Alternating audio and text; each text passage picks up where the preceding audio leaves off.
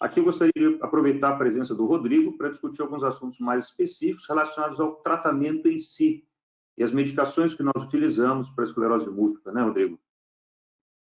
Oi, Tiago, isso mesmo, né? A gente viu no vídeo anterior que o paciente com esclerose múltipla, na nossa opinião, só ter esclerose múltipla não seria um fator de risco. A outra preocupação que ele teria que ter é se ele tem alguma comorbidade, né? Ou se ele faz assim, ou se ele é tabagista, obeso, tem idade acima de 65 anos, hipertenso, diabético, ou problema cardíaco e renal ou pulmonar, isso poderia predispor o risco. Agora, talvez a dúvida dos pacientes, né? E até das pessoas que convivem com eles, é se o tratamento para esclerose múltipla seria um risco a mais ou não, né? A gente sabe que a gente tem diversas drogas, né? Isso, assim, contextualizando de uma forma mais ampla até, Rodrigo, não só relacionada a M, mas para o uso de qualquer tipo de medicamento, né?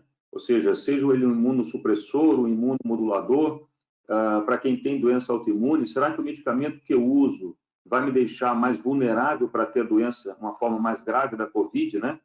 E no caso da esclerose múltipla, da neuromielite óptica, enfim, das outras doenças autoimunes, né, que nós tratamos, mas, assim, relacionado especificamente a M e as classes de medicamentos, né, modificadores de doença que nós utilizamos, desde o início, nossa preocupação foi grande, né, no momento que a pandemia foi declarada pela OMS, até porque nós não tínhamos dados, né, informações do vírus, eram muito poucas informações em relação à agressividade desse vírus e de como é que o sistema imune, o nosso sistema imunitário iria responder à infecção, né? Então, eu queria lhe perguntar, primeiro, assim, para a gente começar esse diálogo, em relação ao primeiro momento, das primeiras evidências e as primeiras recomendações, como é que elas vieram para nós, e num segundo momento, eu queria discutir contigo como é que nós estamos vendo essas recomendações hoje, já com 2 meses passados aí da pandemia. Ô, Tiago, interessante, né, assim, que o que a gente vê?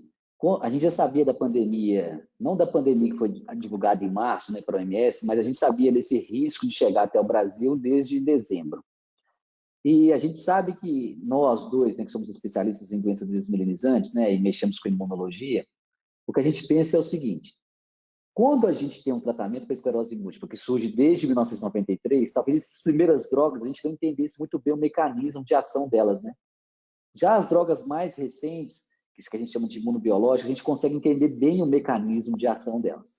Então, eu confesso para você que, particularmente, falando da minha experiência, quando a gente viu, né, que começou esse isolamento social, essa discussão se vai ter vaga no hospital, se não vai ter vaga no hospital, se o vírus pode ser grave, se pode não ser grave a infecção, a gente toma um susto, né? Não tem como a gente falar que a gente não toma um susto. A gente lida com tratamento que tem drogas imunossupressoras, imunomoduladoras, e a gente tem alguns dados se isso pode ou não atrapalhar a infecção. Então, acho que no primeiro momento, a minha decisão foi a seguinte: eu mantive todos os remédios, e a gente sabe que alguns remédios que são infusionais, eles têm uma maneira de se infundir ou de aplicar de forma diferente. A gente tem remédio anual, tem remédio semestral, e de acordo com essa coincidência, né, tá na época de você tomar o seu remédio que você fez 6 meses atrás.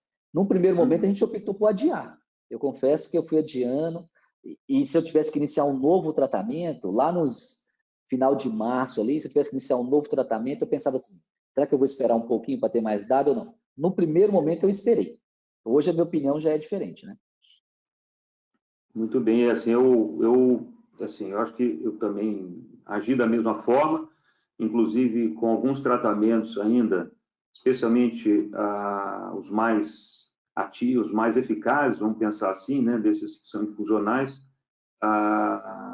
enfim, estão sendo resguardados para um segundo momento. Mas nós vimos que naquela ocasião, então, foram classificados, em relação àquela classificação que foi feita no início, entre medicamentos de muito baixo risco, de risco baixo, intermediário e alto, com relação a uma possibilidade de evolução mais grave da COVID.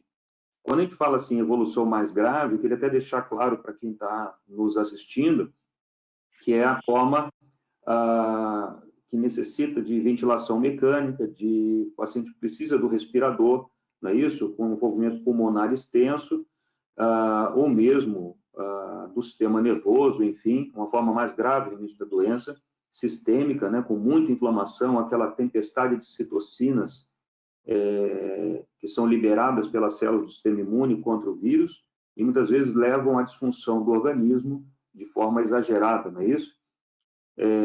E naquele momento inicial, quando foram publicadas as primeiras evidências e feitas as recomendações a partir, né, dessa primeira observação, principalmente daquela série italiana, que 200 e quase 250 pacientes, passou-se também a levantar a hipótese de que essas medicações que a gente utiliza, que nós utilizamos para o tratamento da EM, pudessem até evitar, digamos assim, essa forma grave, né? A forma em que existe uma superativação do sistema imune, né? E aí eu queria aproveitar essa pergunta para você, para depois, enfim, ver a sua opinião em relação a interferons, ao próprio fingolimod ou alguns outros medicamentos que possam, talvez, mexer um pouquinho nessa evolução. Será que eles, talvez, com essa evolução do conhecimento, não é, que nós estamos pensando agora, eles poderiam auxiliar nessa evolução menos grave, talvez, da doença? Tiago, o que acontece é assim, nós que lidamos com doenças crônicas, né? A gente sabe que a esclerose múltipla ela tem tratamento, mas ainda ela não tem cura. Mas a esclerose múltipla, eu costumo dizer assim, que ela não é igual em todo mundo. Às vezes está o paciente aqui, está o acompanhante dele, eu falo assim, olha, se eu tivesse esclerose múltipla, você tivesse, e você que tem, a gente comparasse um ao outro, talvez a ressonância fosse diferente de cada um de nós, a maneira como ela age seria diferente. Então, em geral, a nossa preocupação é a seguinte, a gente sabe que o paciente com esclerose múltipla, ele é um paciente jovem, a maioria é jovem. A gente sabe que o coronavírus, quando o paciente desenvolve o Covid-19, a maioria é sintoma leve ou assintomático. Então, qual que é a preocupação que eu tenho que ter? Entender o fator de risco que o meu paciente tem e qual que é o remédio que ele está tomando. Quando a gente escolhe uma droga para a esclerose múltipla, em geral, com maior eficácia, é porque esse meu paciente ele já está com a doença um pouquinho com maior atividade, né? Então, a gente pensa o seguinte, olha, a gente trata o paciente de acordo com os dados que a gente tem, de atividade, de incapacidade, de ressonância magnética, e a gente escolhe uma droga mais eficaz até para esses casos. Quando a gente pensa nas primeiras drogas ali que saíram, que foram os imunomoduladores, eu acho que assim, o risco era muito baixo, né? Eles não tinham toda essa eficácia de tratamento, a gente não sabe ao certo o mecanismo de ação deles, mas a gente sabe o seguinte, que eu não precisava de ter preocupação com relação a eles. A gente sabe, inclusive, que o interferon, né, ele foi testado e está sendo testado para ajudar no tratamento da Covid-19. Com relação aos orais, aí, a gente tem diferentes formas de orais, né? Então, assim, alguns foram classificados como baixo risco, até por nós, e outros já com risco moderado. E alguns com risco até grave, né? Que a gente teria que ter uma preocupação maior.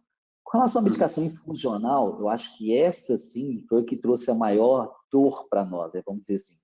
Porque eu tenho um remédio que é feito uma vez a cada 4 semanas, igual ao natalizumab. Eu tenho remédio semestralmente, igual ao ocrelizumab. Eu tenho remédios que são feitos anualmente, igual ao alentuzumab. E a gente conhece bem o mecanismo de ação de cada uma delas. Então, essas 3 medicações que a gente chama de infusionais, essa sim trouxe uma preocupação maior para mim, sabe? Eu confesso para você que no início, a minha preocupação não foi com os imunomoduladores, né, que é os interferons de glatiramer, não foram com os orais, mas foram com os infusionais, porque a gente entende bem o mecanismo de ação deles. Então, eu acho que assim, a divisão para o risco, ela viria também de acordo com isso, né? Imunomoduladores ou injetáveis, orais e infusionais. Foi assim que eu fiz no início e é isso que a gente está vendo que o mundo está fazendo, né? Quando a gente está tendo mais dados aí de literatura, a gente vê que os infusionais eles podem ter um risco maior, que os orais têm um risco intermediário, que os imunomoduladores têm um risco baixo. E um ou outro oral desce para risco baixo, um ou outro infusional desce para risco intermediário e para risco baixo também, né?